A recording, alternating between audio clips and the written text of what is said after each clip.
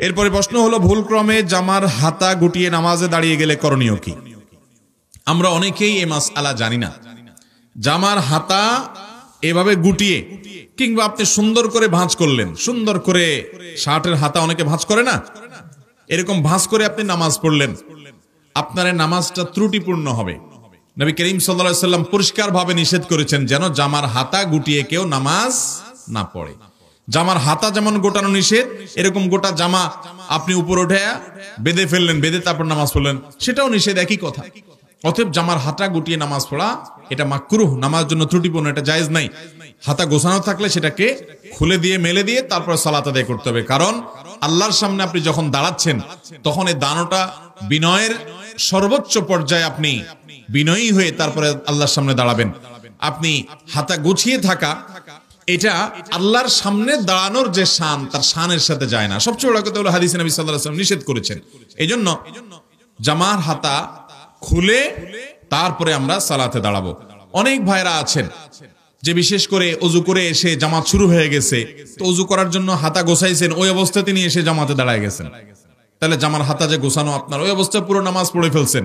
তাহলে নামাজ তো হয়ে যাবে, কোনো মতে হয়ে যাবে, কিন্তু ত্রুটিপূর্ণ হবে, মাকরুহ হবে, এই কাজটা করা উচিত না।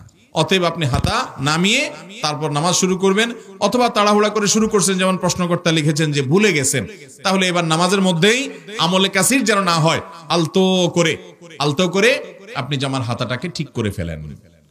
কথা বুঝে আসছে? অনেকে প্যান্ট ভাঁজ করে নামাজ পড়ে, আছে না নাই? এই যে প্যান্ট ভাঁজ করে নামাজ পড়ে, এটার মাসালা কি?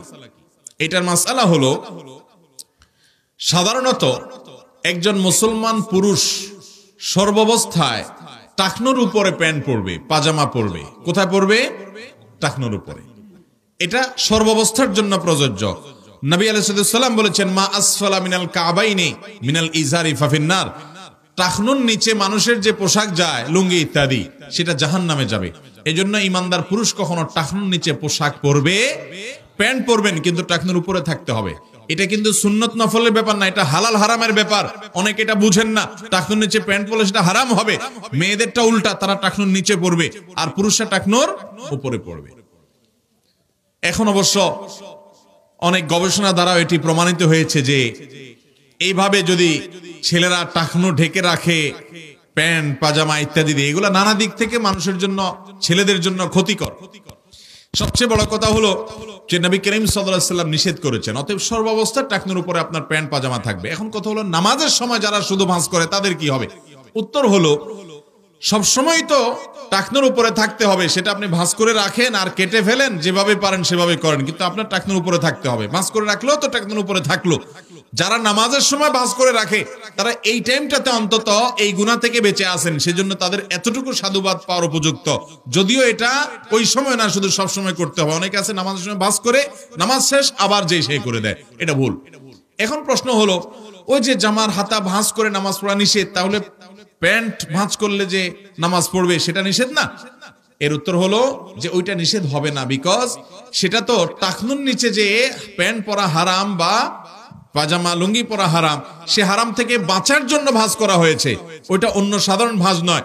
এই জন্য সৌদি আরবের সর্বোচ্চ উলামা পরিষদ এবং স্থায়ী ফতোয়া কমিটির ফতোয়া আছে ব্যাপারে, যে প্যান্ট যদি কেউ ভাঁজ করে টাকনুর নিচ থেকে প্যান্ট যাওয়ার কারণে যে হারাম হবে, সেটা থেকে বাঁচার জন্য ওইটা এক্সেপশন, ওইটা করলে জায়েজ আছে, কিন্তু সেটা করলে ফুল টাইম করতে হবে এবং পরবর্তীতে প্যান্ট ছোট করে ফেলতে হবে। আল্লাহ তাআলা টাকনুর নিচে প্যান্ট পরার এই হারাম কাজ থেকে আমাদের বেঁচে থাকার তৌফিক দান করুন। তাহলে ভাইরা, নামাজের মধ্যে জামার হাতা গুটিয়ে নামাজ পড়া উচিত না, এটা মাকরুহ। আমরা অনেক ভাই জানি না, নতুন করে হয়তো অনেকে জানলাম, সবসময় আমল করব।